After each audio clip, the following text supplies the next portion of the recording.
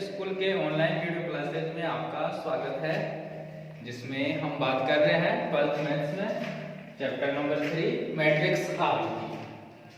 तो last video में हमने देखो आव्यूह के योग, गुणन, अदिश आव्यूह, इनके गुणधर्मों की चर्चा की थी और आपकी बुक के 7 एग्जाम्पल्स है उनको देखा था।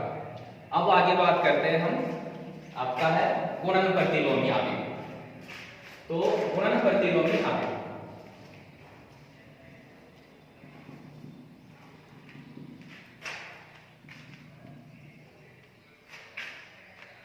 मल्टीप्लेटिव इनवर्स मैट्रिक्स। तो गुणन प्रतिलोमी आव्यूह की बात करते हैं। देखो गुणन प्रतिलोमी आव्यूह क्या होता है, यदि ए कोई वर्ग आव्यूह है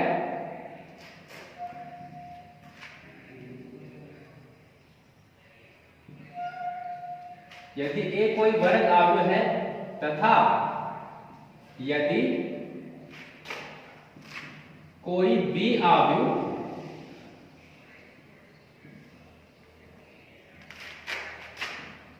इस प्रकार है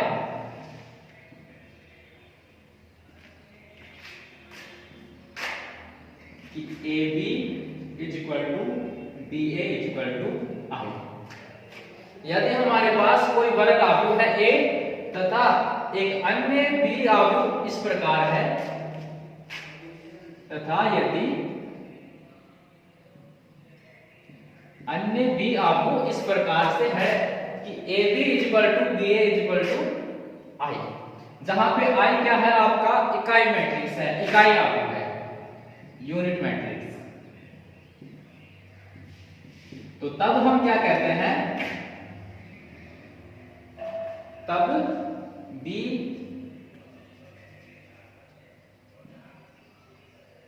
आव्यूह बी आव्यूह ए का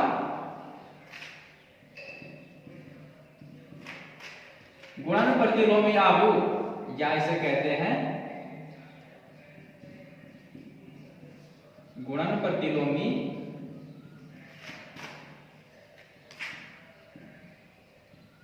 आव्यूह कहते हैं। यानी गुणन प्रतिलोमी आव्यूह क्या होता है, यदि ए कोई वर्ग आव्यूह है तब एक अन्य बी आव्यूह इस प्रकार है कि ए बी, यानी इनका गुणनफल है बी ए, ठीक है, और ये क्या है, एक इकाई आव्यूह के बराबर आता है। इन दोनों का गुणन क्या आता है, एक इकाई आव्यूह आता है। तब आव्यूह ए का गुणन प्रतिलोमी आव्यूह क्या है, आव्यूह बी। आव्यूह बी आव्यूह ए का गुणन प्रतिलोमी आव्यूह कहलाता है और इसे ए इनवर्स से निरूपित करते हैं।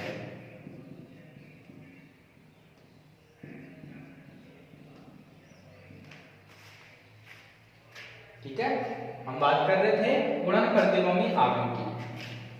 तो गुणन प्रतिलोमी आव्यूह क्या होता है, किसी आव्यूह ए है कोई, तो ए आव्यूह कोई वर्ग आव्यूह है, तब एक अन्य आव्यूह भी इस प्रकार से होगा कि इनका गुणनफल एक यूनिट मैट्रिक्स आता है, तो आव्यूह बी को ए का गुणन प्रतिलोमी आव्यूह कहते हैं।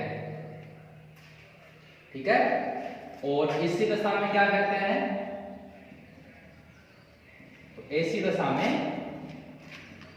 क्या होता है,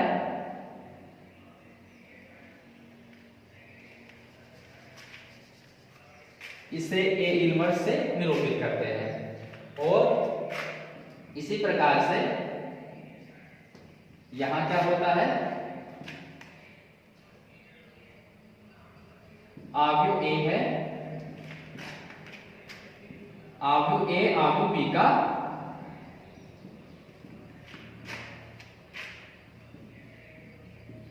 गुणन प्रतिलोमी आव्यूह।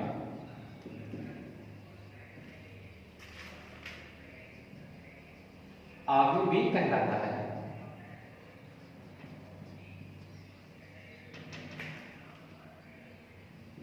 अब यहां पे जो गुणन प्रतिलोमी आव्यूह है,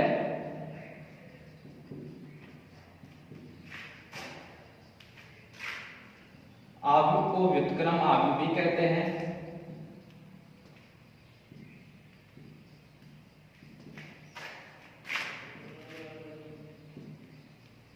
ठीक है, यानी कोई अवयव ए है तब एक अन्य अवयव बी इस प्रकार से होगा कि इनका गुणनफल इकाई अवयव हो तो अवयव बी को अवयव ए का गुणन प्रतिलोमी अवयव कहते हैं और इसे क्या करते हैं ए इनवर्स से निरूपित करते हैं।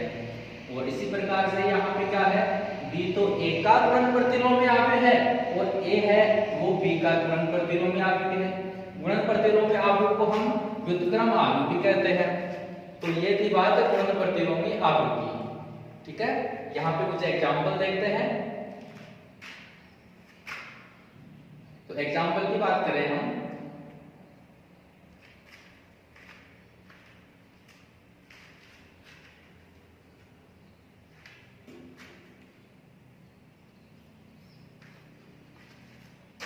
ठीक है, यहां पे कोई एग्जांपल है यदि a इक्वल टू या आपके पास है 2 1 3 2 तथा b इक्वल टू है 2 यह है -2 1 3 और -2 या आपके पास दो अवयव दिए हैं तो आपको जांच करना है कि b a का गुणन प्रतिलोमी अवयव है या नहीं है। तो यहाँ पे क्या है, तो यहाँ पे हम बात करते हैं इनके गुणनफल की। तो ए बी का मान निकालते हैं।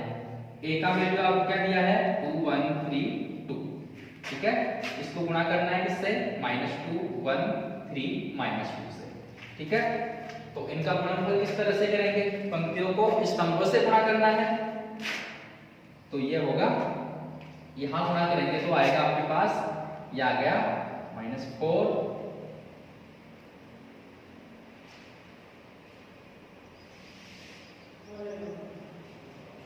तो ये आएगा आपके पास 4 फिर आ गया -3 और ये होगा, फिर इसको दूसरे स्तंभ से गुणा करना है, दूसरे स्तंभ से गुणा करेंगे तो क्या आएगा, तो ये होगा आपके पास -6 और इसको गुणा कर दिया तो ये आ गया +6। फिर इसी तरह से दूसरी पंक्ति लेंगे और दूसरी पंक्ति को स्तंभों से गुणा करना है। तो दूसरी पंक्ति है आपकी ये, पहले स्तंभ से गुणा करेंगे तो ये हो गया 2 और ये आ गया -2। फिर दूसरे स्तंभ से गुणा करेंगे तो -3 × 1 कितना हो गया -3, फिर 2 × 2 +4। तो इस तरह से ये क्या आ गया, ये आ गया 1 0 0 1, यानी ये क्या है, एक इकाई अवयव है। ठीक है, तो यहाँ पे देखो क्या कंडीशन आ रही है कि ए बी = आई हो रहा है। ठीक है, इसी प्रकार से हम बी की वैल्यू भी निकाल सकते हैं। तो ये भी क्या होगा, आई होगा, यानी क्या है आपके पास कंडीशन आ रही है कि ए बी = आई। तो ऐसी दशा में क्या होगा, तो ऐसी दशा में कहेंगे हम कि अर्थात बी ए का व्युत्क्रम अवयव या गुणन प्रतिलोमी अवयव है, बी ए का व्युत्क्रम अवयव है। ठीक है, तथा b = क्या होगा, या ऐसे कह सकते हैं क्या है, b तो a का व्युत्क्रम अवयव है तथा a b का व्युत्क्रम अवयव है।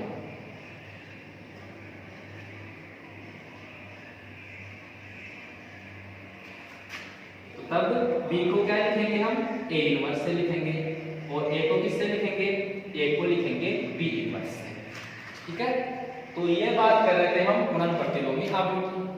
तो गुणन प्रतिलोमी अवयव किस तरह से निकालते हैं, जैसे यहाँ पे एक एग्जांपल दिया है, एक है इस अवयव की वैल्यू ये दी है, दूसरा अवयव b है इसकी वैल्यू ये दी है।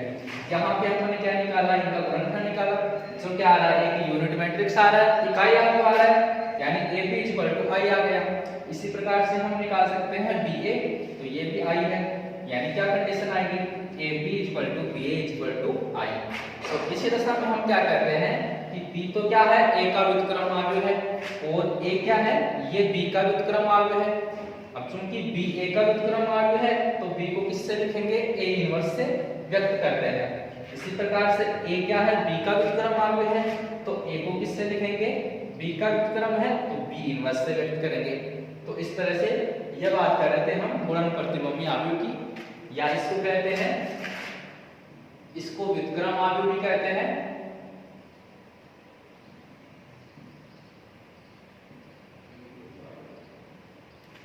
ठीक है, तो ये बात कर रहे थे गुणन प्रतिलोमी आव्यूह की। अब इसके कुछ रिजल्ट्स देखते हैं।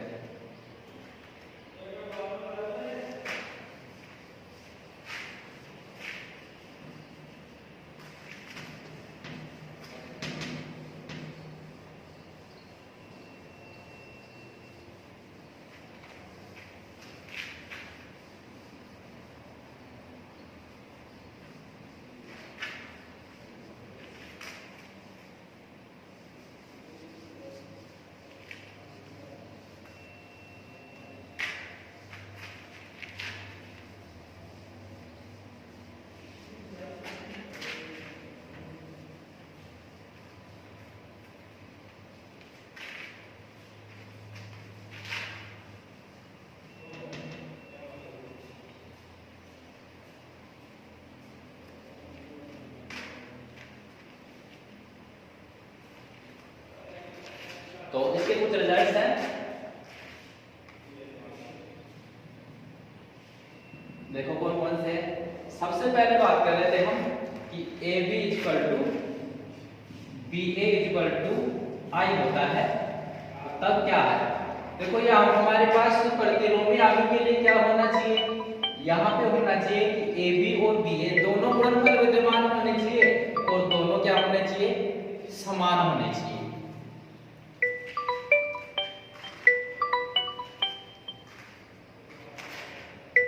गुणन प्रतिलोमी आव्यूह की, तो देखो गुणन प्रतिलोमी आव्यूह होने के लिए हमारे पास क्या होना चाहिए, ये कंडीशन होती है गुणन प्रतिलोमी आव्यूह की AB equal to BA equal to I, यानी यूनिट मैट्रिक्स। तो यानी क्या होना चाहिए कि AB और BA दोनों गुणनफल हमारे पास होने चाहिए और दोनों बराबर होने चाहिए।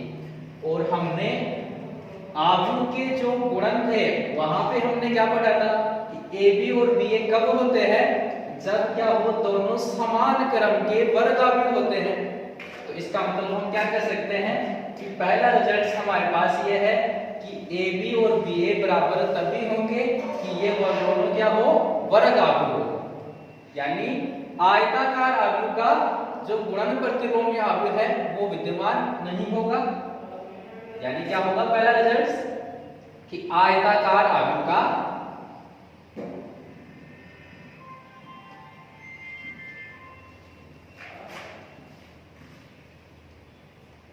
व्युत्क्रम आव्यूह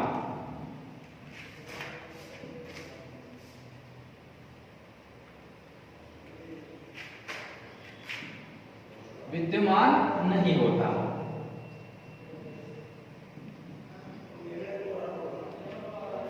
आयताकार आव्यूह का व्युत्क्रम आव्यूह विद्यमान नहीं होता है।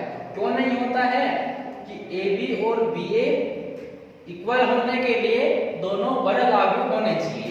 यहां कारण भी लिख सकते हैं हम, क्योंकि AB इक्वल टू BA होने के लिए A तथा B दोनों वर्ग आव्यूह होने चाहिए। तो ये था पहला रिजल्ट। ठीक है, अब दूसरा रिजल्ट देखते हैं। ठीक है, यहां पे AB equal to BA equal to I होता है। तब हम क्या कह रहे थे कि B है वो A का व्युत्क्रम आव्यूह है। यानी यदि B A का व्युत्क्रम आव्यूह है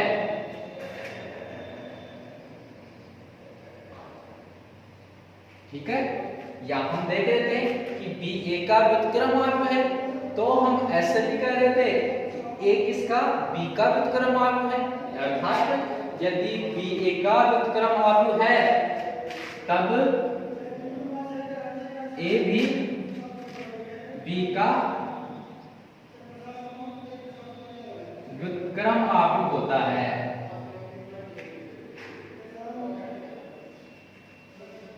तो यह दूसरा रिजल्ट था। फिर आगे देखते हैं तीसरा रिजल्ट। तो तीसरे रिजल्ट में बात करते हैं हम।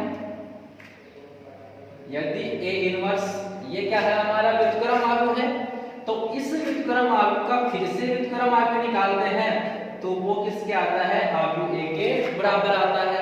यानी ए इनवर्स का इनवर्स क्या होगा, ए होगा। ठीक है, फिर आगे है चौथा रिजल्ट, वो है कि कोई आव्यूह ए है तो उसका ट्रांसपोज यानी परिवर्त मैट्रिक्स, ठीक है, परिवर्त आव्यूह, परिवर्त आव्यूह का व्युत्क्रम आव्यूह या व्युत्क्रम आव्यूह का परिवर्त आव्यूह ये दोनों बराबर होते हैं। यानी पहले ट्रांसपोज निकाले या पहले इनवर्स निकाले, दोनों क्या आते हैं, सेम आते हैं। ठीक है, तो नेक्स्ट रिजल्ट है पांचवा।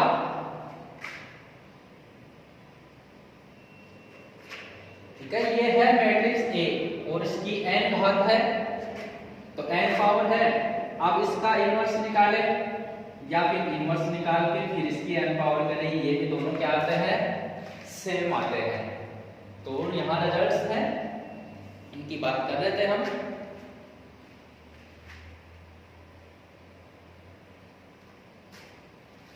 फिर इसी में आगे है छठवां रिजल्ट, तो वो क्या है, यदि ए कोई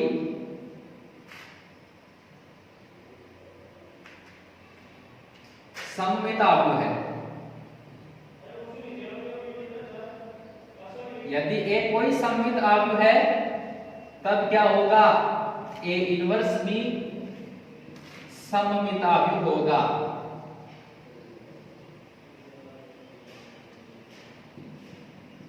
यानी क्या है, इस सममित आव्यूह का जो ये प्रतिलोमी आव्यूह है या सममित आव्यूह का व्युत्क्रम आव्यूह वो भी क्या होता है, सममित आव्यूह होता है। इसी प्रकार से हम देख सकते हैं कि यदि ए कोई विकर्ण आव्यूह है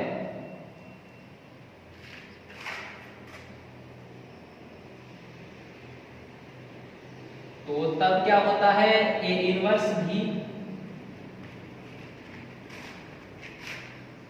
विकर्ण आव्यूह होता है। यानी विकर्ण आव्यूह का इनवर्स भी क्या होता है, विकर्ण आव्यूह होता है। फिर आगे बात करते हैं हम, यदि ए कोई त्रिभुजाकार आव्यूह है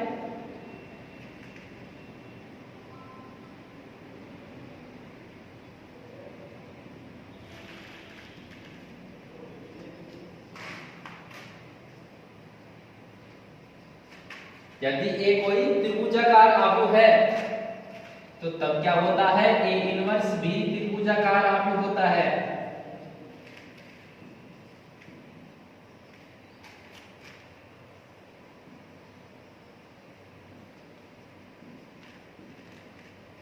ठीक है, तो ये कुछ रिजल्ट्स थे। क्या क्या है कि आयताकार आव्यूह का व्युत्क्रम आव्यूह नहीं होता, क्योंकि ऐसी दशा में AB = BA ये सेम नहीं आते। यह होने के लिए क्या होना चाहिए, दोनों वर्ग आव्यूह होने चाहिए। दूसरा रिजल्ट हमारे पास क्या देखा हमने कि A का व्युत्क्रम आव्यूह है, तब क्या होगा, AB का व्युत्क्रम आव्यूह होगा। फिर तीसरा रिजल्ट है कि इनवर्स आव्यूह का इनवर्स निकालते हैं तो वो किसके इक्वल आता है, उसी आव्यूह के मान के इक्वल आता है। फिर ट्रांसपोज का इनवर्स और इनवर्स का ट्रांसपोज ये दोनों सेम होते हैं। पांचवा है पावर n है, इसका इनवर्स निकालेंगे तो इनवर्स की पावर n के इक्वल होगा। फिर आगे देखे हमने कि ए कोई अगर सममित आव्यूह है तो उसका इनवर्स भी सममित आव्यूह होगा, और ए विकर्ण आव्यूह है तो उसका इनवर्स भी विकर्ण आव्यूह होगा, और ए त्रिभुजाकार आव्यूह है तो उसका इनवर्स भी त्रिभुजाकार आव्यूह होता है। तो यहाँ पे ये कुछ व्युत्क्रम आव्यूह के रिजल्ट्स की बात की है हमने। फिर आगे बात करते हैं।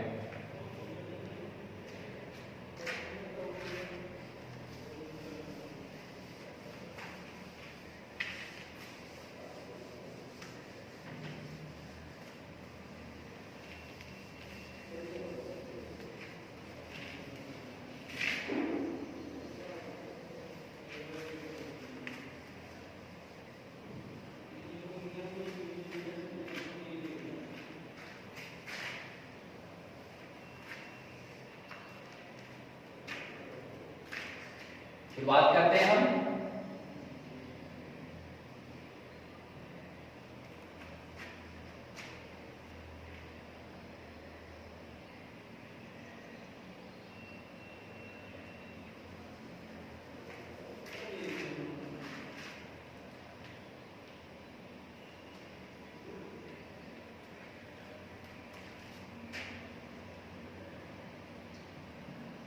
किसी वर्ग आव्यूह का व्युत्क्रम आव्यूह। किसी वर्ग आव्यूह का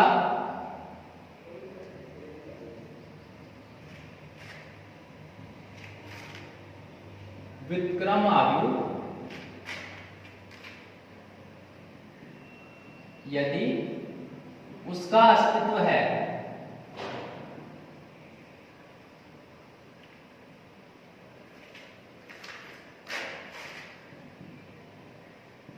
तो अद्वितीय होता है।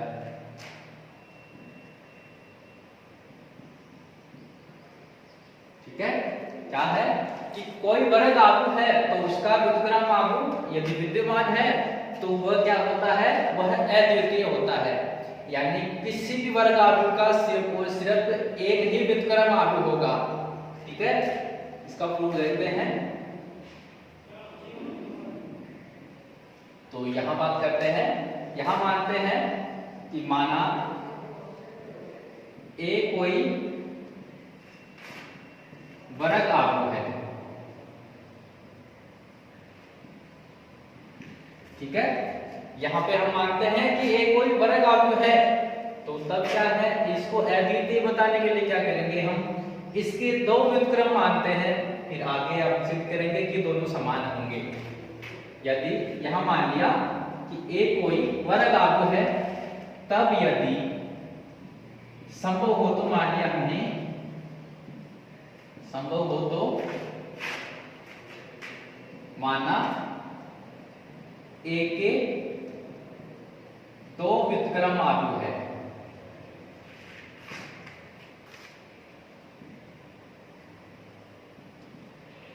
बी तथा सी है। ठीक है, तो तब हम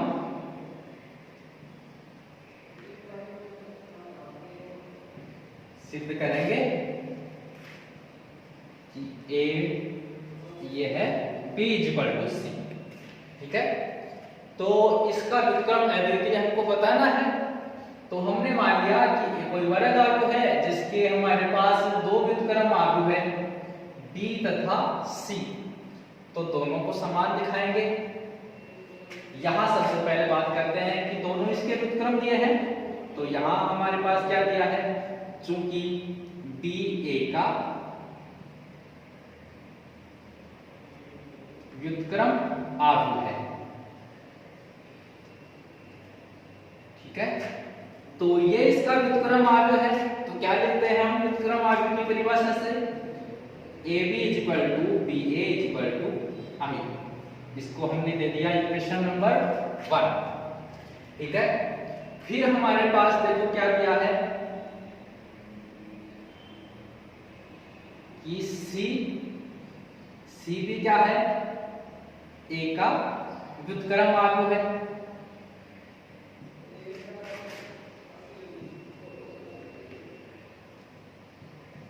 अब C A का व्युत्क्रम आव्यूह है, तब क्या लिखेंगे हम परिभाषा से, AC = CA = I। इसको दे दिया हमने इक्वेशन नंबर 2। ठीक है, तो ये दो इक्वेशन हो गई। अब हमको इक्वल दिखाना है, तो तब यहां B की वैल्यू करते हैं। ये किसके इक्वल होगा, I × B। इसे इस तरह से भी लिख सकते हैं हम,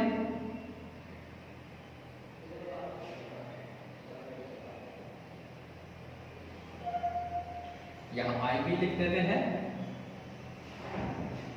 ठीक है, अब समीकरण 2 से हम इसका मान लिख सकते हैं। क्या लिखेंगे कि B = I की जगह हमने क्या लिख दिया, CA। ठीक है, इंटू B यहां लिख सकते हैं इक्वेशन नंबर 2, यानी समीकरण 2 से। फिर आगे क्या लिखेंगे, इसको इस तरह से लिख सकते हैं साहचर्यता के नियम से। अब यहाँ पे a इक्वल टू क्या दिया है, ये i के इक्वल दिया है, तो क्या गया b इक्वल टू c। ये हम किससे लिखेंगे, समीकरण 1 से। यानी क्या आ गया, हमारे पास आ गया कि p इक्वल टू c, जो हमको प्रूव करना था। तो अर्थात हम क्या कर सकते हैं, अर्थात व्युत्क्रम आव्यूह अद्वितीय होता है।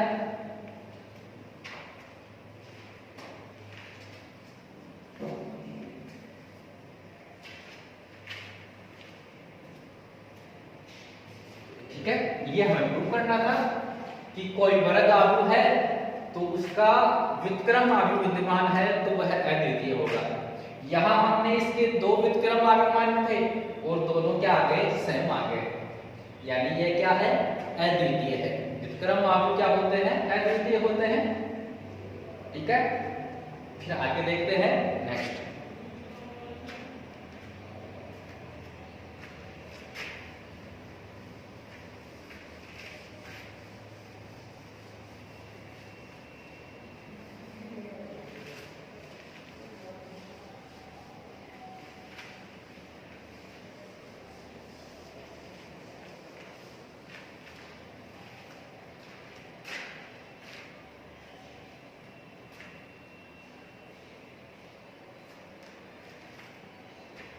तो दूसरा है इसमें,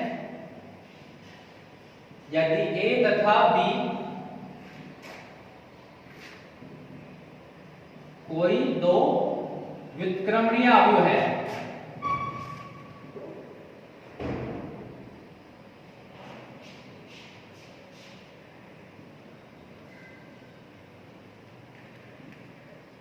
व्युत्क्रमणीय आव्यूह का मतलब इनका व्युत्क्रम आव्यूह का अस्तित्व है, तो तब क्या है, ए बी का इनवर्स है इक्वल टू होगा B inverse into A inverse. ठीक है, इसका भी प्रूफ देखते हैं हम।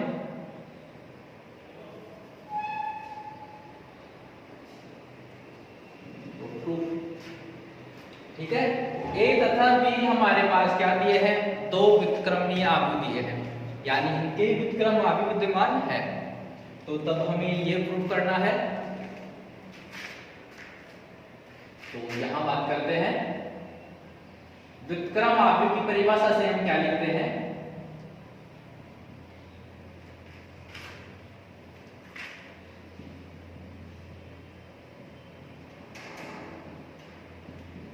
देखो यहां क्या लिख सकते हैं, व्युत्क्रम आव्यूह की परिभाषा से ए बी और ए बी का इनवर्स, ये किसके इक्वल होगा, आई, इकाई मैट्रिक्स इकाई आव्यूह के इक्वल होगा, क्योंकि आव्यूह और ये क्या है, ए और बी दोनों आव्यूह है तो इनका गुणनफल भी आव्यूह होगा। ठीक है, और आव्यूह और आव्यूह का जो इनवर्स है व्युत्क्रम आव्यूह है, उनका गुणनफल क्या आता है, यूनिट मैट्रिक्स आता है। तो ये है, तो इस परिभाषा से ऐसा लिख सकते हैं। अब हम क्या करते हैं कि दोनों तरफ ए से ए इनवर्स से गुणा कर दिया,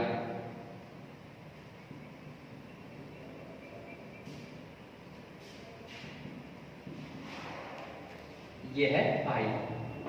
तो ऐसा करते हैं कि ए इनवर्स से गुणा कर दिया दोनों पक्षों में, यहां लिख सकते हैं ए इनवर्स से पूर्व गुणन करने पर। ठीक है, तो क्या होगा, A inverse into A B वो ए बी का इनवर्स, यहां लगा दिया हमने साहचर्यता का नियम, और ए इनवर्स इंटू आई क्या हो गया, ए इनवर्स हो गया। ठीक है, तो यहां ए इनवर्स इंटू ए, ये क्या हो गया, आई, तो ये आ गया ए बी का inverse equal to A inverse, तो ये है क्या होगा, और आई इंटू बी क्या हो गया, बी, और ए बी का inverse equal to A inverse. फिर इसी तरह से क्या करते हैं हम, यहां बी इनवर्स से पूर्व गुणन कर देते हैं, जैसे यहां पे किया था। तो बी इनवर्स से फिर से पूर्व गुणन कर दिया, और ये है बी ए बी का inverse is equal to A inverse. ठीक है, यहां क्या किया हमने, बी इनवर्स से पूर्व गुणन पर, तो यहां फिर से आ गया आई इंटू ए बी का इनवर्स, यहां दोनों तरफ किया है हमने बी इनवर्स से पूर्व गुणन, और ये आ गया B inverse into A inverse, ये आई होगा, तो यहाँ क्या आ गया ए बी का inverse equal to B inverse A inverse. तो ये हमें प्रूव करना था, तो यहाँ पे एक रिजल्ट ये है और एक इससे पिछला था, ये दोनों याद रखने हैं, काम में आएंगे हमें। ठीक है, इंपॉर्टेंट रिजल्ट है जो आपके क्वेश्चंस में भी काम होगा और एग्जाम में भी आ सकता है। ठीक है, कि ए बी का इनवर्स किसके इक्वल होगा, B inverse into A inverse. ठीक है, आगे बात करते हैं।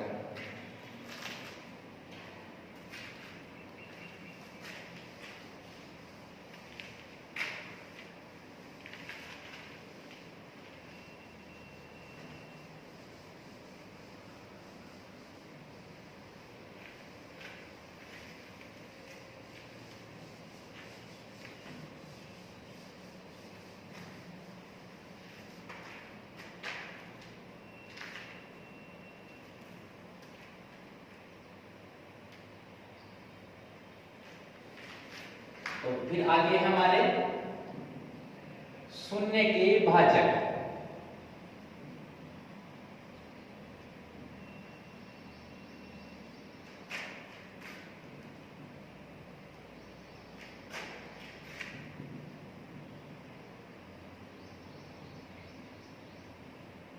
जीरो डिवाइजर्स, शून्य के भाजक। तो देखो ये क्या है, यदि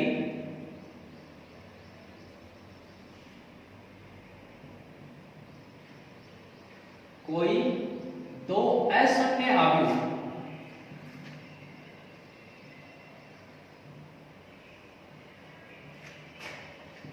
ए तथा बी और अशून्य वर्ग अवयव है, ये अशून्य वर्ग अवयव है, यदि कोई दो अशून्य वर्ग अवयव ए तथा बी का गुणनफल ए बी एक शून्य अवयव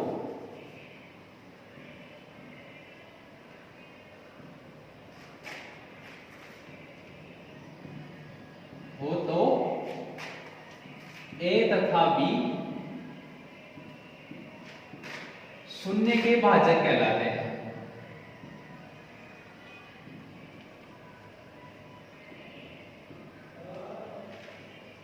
ठीक है, यहां हम बात कर रहे थे शून्य के भाजक। तो देखो शून्य के भाजक क्या होते हैं, कोई दो अशून्य वर्ग अवयव है और उनका गुणनफल एक शून्य अवयव है, तो ए और बी दोनों क्या है, वो शून्य के भाजक कहलाते हैं। जैसे एग्जाम्पल की बात करें, यहां हमारे पास ए है, इसकी वैल्यू ये है 1 3 1 3। ठीक है, दूसरा आपको दिया है बी और इसकी वैल्यू है आपके पास -1 1 1 -1।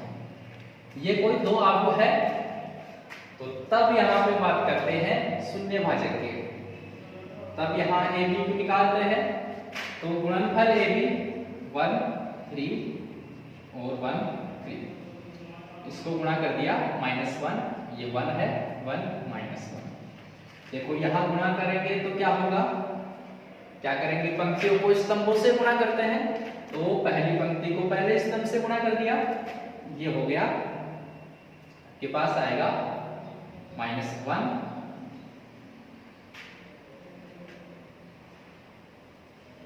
यहां बात कर रहे थे शून्य के भाजक,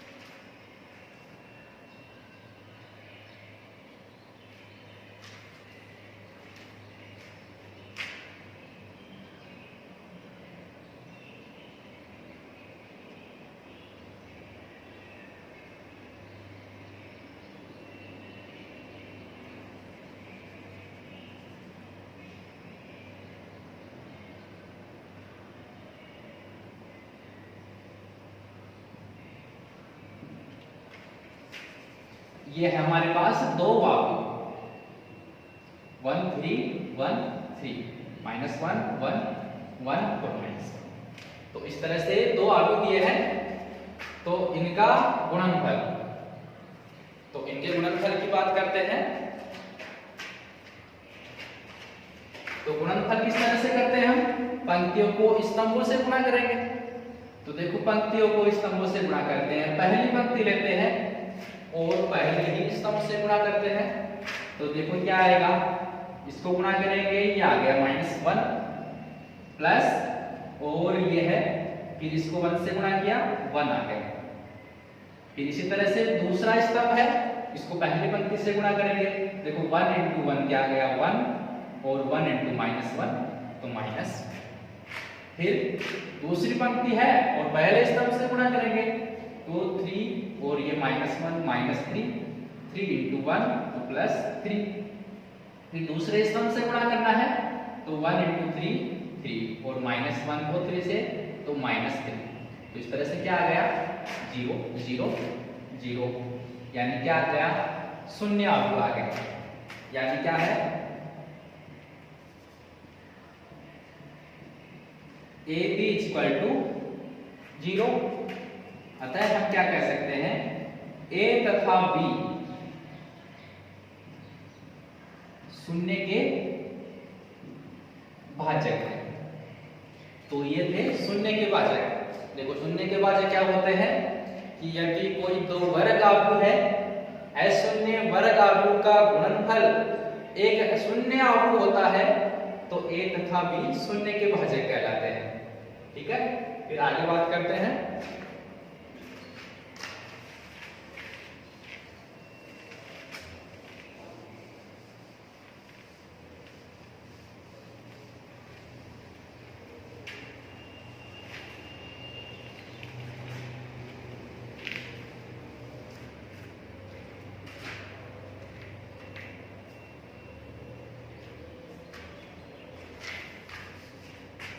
एक यहाँ पे है, यहाँ हमने जो गुणन के गुणधर्म थे गुणन में भी देखा था, एक बार वो देखते हैं।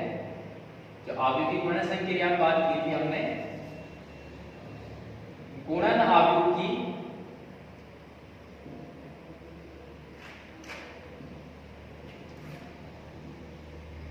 धन पूर्णांक घात।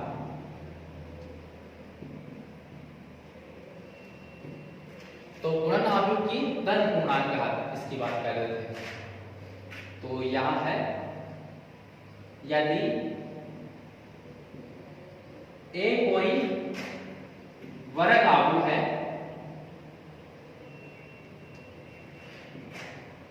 तब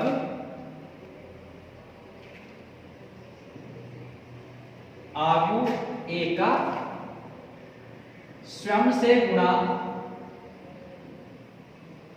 या गुणन, आव्यूह A का स्वयं से गुणन A² से व्यक्त करते हैं।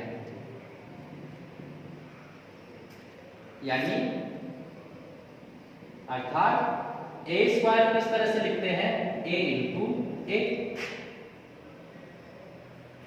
फिर इसी प्रकार से आगे हम इस प्रक्रिया को आगे बढ़ा सकते हैं कि अगर A³ हमको निकालना हो तो क्या होगा, A² को फिर से A से मल्टीप्लाई कर देंगे। फिर इसी प्रकार से A4 निकालना हो तो A³ को फिर से A से मल्टीप्लाई करेंगे। इस तरह से हम A की पावर n निकालेंगे तो A की पावर n-1 को A से मल्टीप्लाई करके निकाल सकते हैं। यानी किसी आव्यूह की घात निकालना हो, यानी A² निकालेंगे तो क्या होगा, A को A से मल्टीप्लाई करेंगे, A³ निकालेंगे तो पहले A² निकालेंगे, फिर इसको फिर से A से मल्टीप्लाई करेंगे। तो इस प्रक्रिया को आगे बढ़ा के हम किसी भी वर्ग आव्यूह की घात निकाल सकते हैं, धन पूर्णांक घात है। ठीक है, तो ये थे। अब आपके कुछ एग्जाम्पल है उनकी बात करते हैं।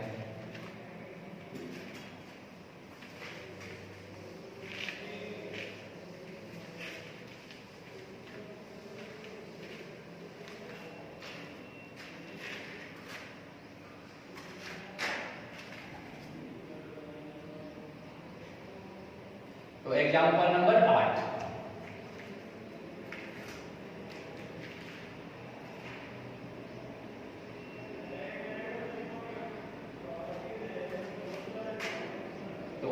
के, आपका एग्जांपल है 8वां, x के किन मानों के लिए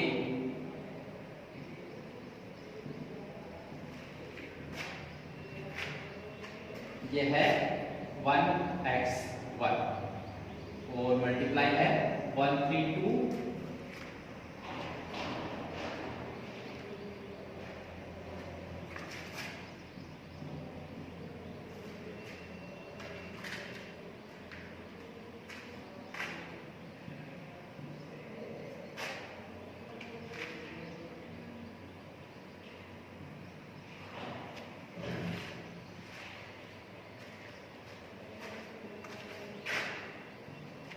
और ये है g,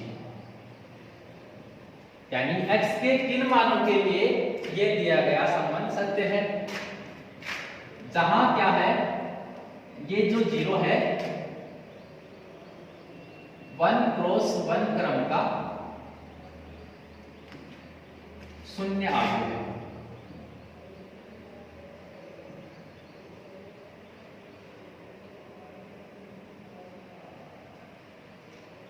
तो ये था एग्जाम्पल 8वां। पिछली वीडियो में हमने 7 एग्जाम्पल तो देख लिए थे, अब जो नेक्स्ट एग्जाम्पल है वो 8वां है। क्या है ये कि x के किन मान के लिए ये संबंध सत्य है, जहां 0 क्या है, ये 1 क्रॉस 1 क्रम का शून्य आव्यूह है। तो इसको सॉल्व करते हैं। देखो सॉल्यूशन के लिए क्या करना है, पहले इन तीनों को मल्टीप्लाई करेंगे और इसको शून्य आव्यूह के इक्वल करना है। तो देखो पहले इन दोनों को मल्टीप्लाई कर देते हैं, कोई से भी दो को मल्टीप्लाई कर सकते हैं, क्योंकि आव्यूह का जो गुणन है वो क्या होता है, साचर्य होता है। तो इन दोनों को मल्टीप्लाई करेंगे, देखो क्या आएगा, यहाँ है ये 1 क्रॉस 3 है, इसका क्रम क्या है 1 क्रॉस 3 और इसका क्रम है 3 क्रॉस 3, यानी क्या है कि ये स्तंभ संख्या और पंक्ति संख्या समान है, तो गुणन परिभाषित होगा, गुणा कर दिया। देखो क्या होगा, पहले गुणा करेंगे, पहली पंक्ति को स्तंभों से गुणा करेंगे, तो पहले स्तंभ से गुणा कर दिया तो 1 × 1 1 हो गया, प्लस x को 2 से तो 2x, ठीक है। फिर क्या किया, 1 को 15 से तो प्लस 15। फिर आगे बात करते हैं दूसरे स्तंभ से, तो ये हो गया 3 × 1 3 प्लस 5x प्लस 3। फिर आगे गुणा करते हैं, यहां गुणा कर दिया इसी को तीसरे स्तंभ से, तो ये हो गया 2 प्लस x प्लस ये होगा 2 × 1 2 और ये है 1 2 और ये x है, ठीक है।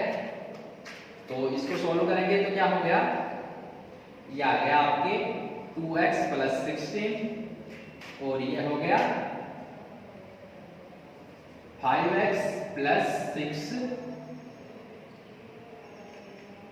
और ये है x प्लस 4 1 2 x और ये है शून्य आव्यूह।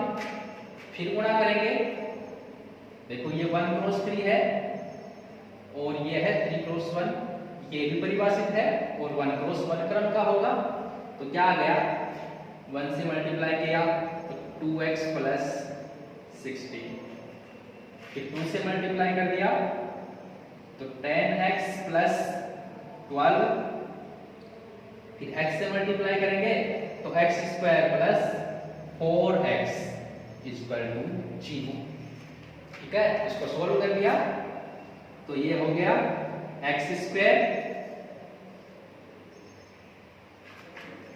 और कितने हो गए, ये आपके पास होंगे 16x और प्लस और ये है 28 16 और 12, ये हो गया 28 इक्वल टू 0 और 0 क्या है, यहाँ पे शून्य आव्यूह है, यहाँ दिया है 1 क्रॉस 1 क्रम का शून्य आव्यूह, ठीक है।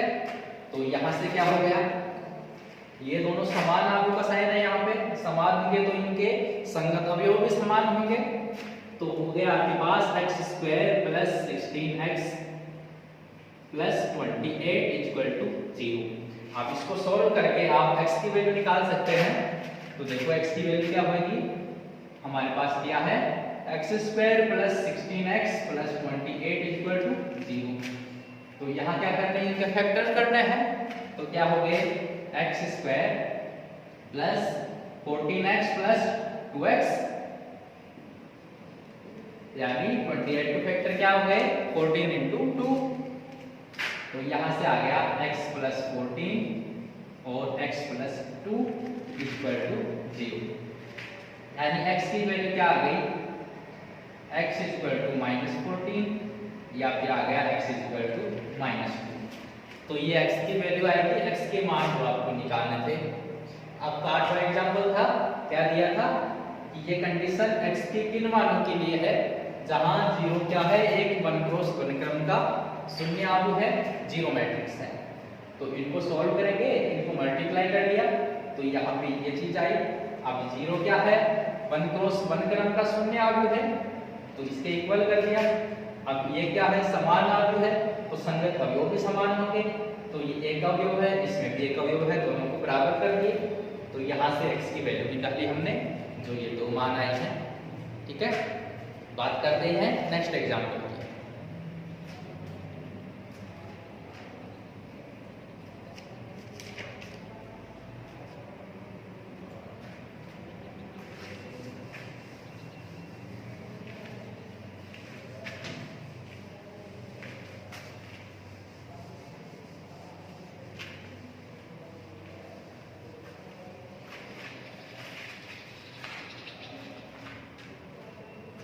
तो नेक्स्ट एग्जांपल है एग्जांपल नंबर 9 और ये दिया है यदि a minus 2i equal to, और ये दिया है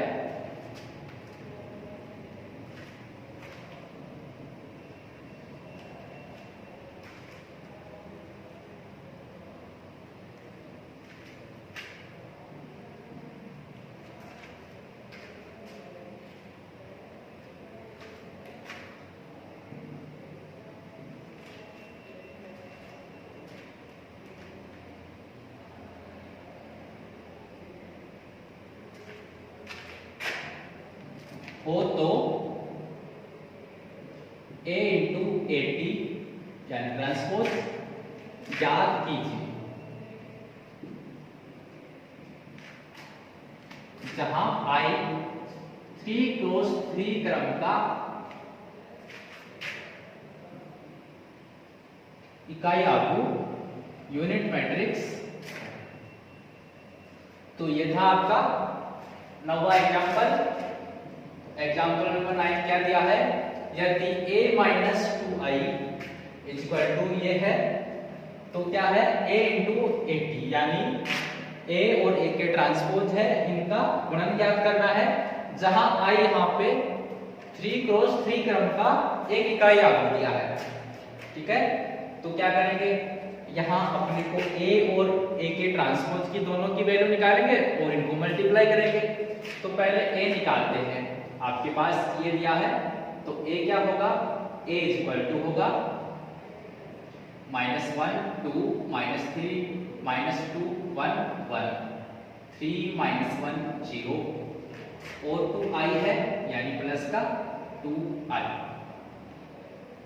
यहाँ i की वैल्यू आपके पास दी है 3 क्रॉस 3 क्रम का एक इकाई आव्यूह है, तो क्या होगा -1 2 -3 -2 1 1 और 3 -1 0 प्लस 2 इंटू आई है, और आई की वैल्यू क्या है 3 क्रॉस 3 क्रम का इकाई आव्यूह। तो ये होगा, तो 3 क्रॉस 3 क्रम का इकाई आव्यूह हमने यहाँ लिख दी। तो सोल्व कर लिया, a की वैल्यू क्या आ गई, इनको सोल्व करेंगे, ये है -1 2 -3 -2 1 1 3 -1 0 प्लस ये क्या है 2 से मल्टीप्लाई करना है इनको। अब 2 क्या है कोई अदिश राशि है, तो प्रत्येक अवयव से गुणा हो गई, ये आ गई 2 0 0 0 2 0 0 0 2। दोनों को ऐड कर दिया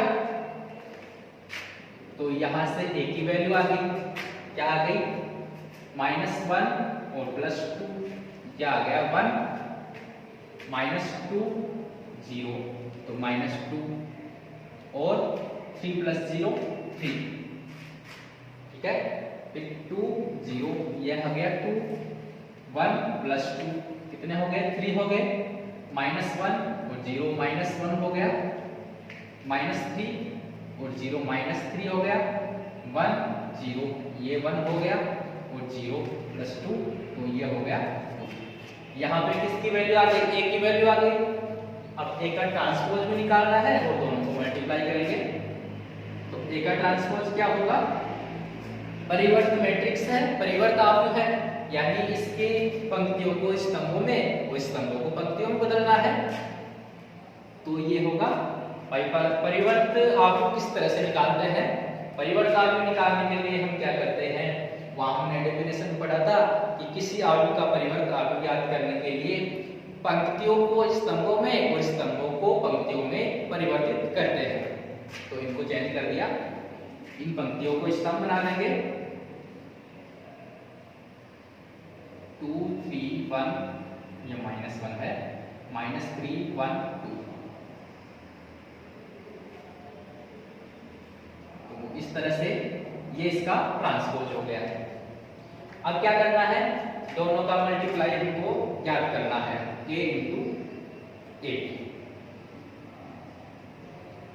तो a की वैल्यू है और ये आपके पास आई है 1 2 -3 -2 3 1 3 -1 और 2। इसको मल्टीप्लाई करना है इसके परिवर्त मैट्रिक्स से।